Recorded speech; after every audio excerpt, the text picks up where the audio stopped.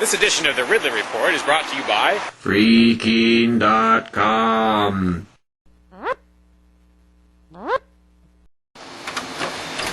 Decades overdue, it's finally starting. Some semblance of a property tax revolt in New Hampshire.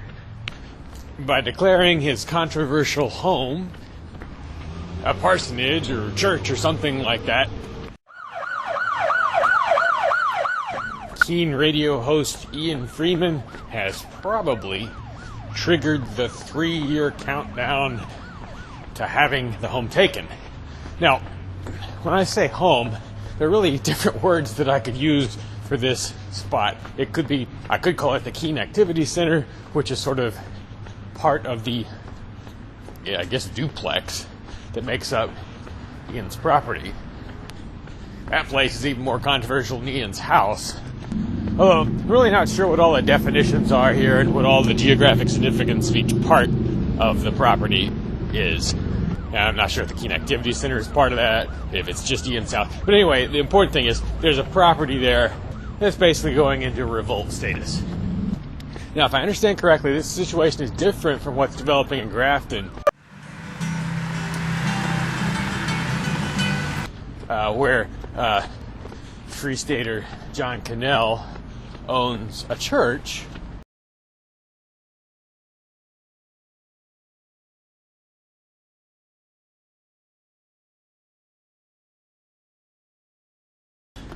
which is in fact a church building and is open to the public for worship services and so forth to a large extent. I'm assuming he, kind of went through the normal paces that you go through in terms of paperwork and so forth.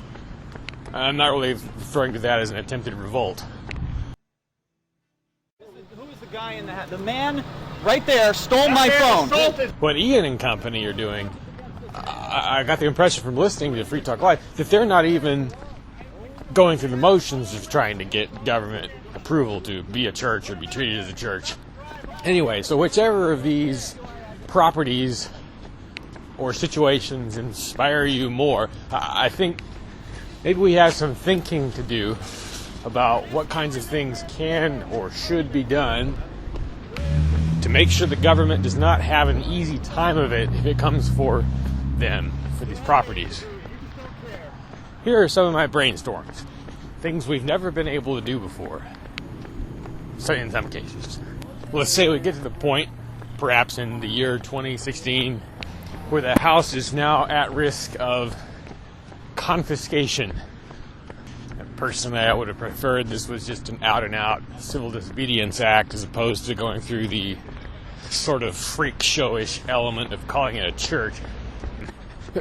People naming themselves all these titles that people are just going to laugh at. But the number one step that I think should be taken, and actually the step I take when I'm around the Keene Activity Center, is to try and become an asset to the neighborhood for a change. And by that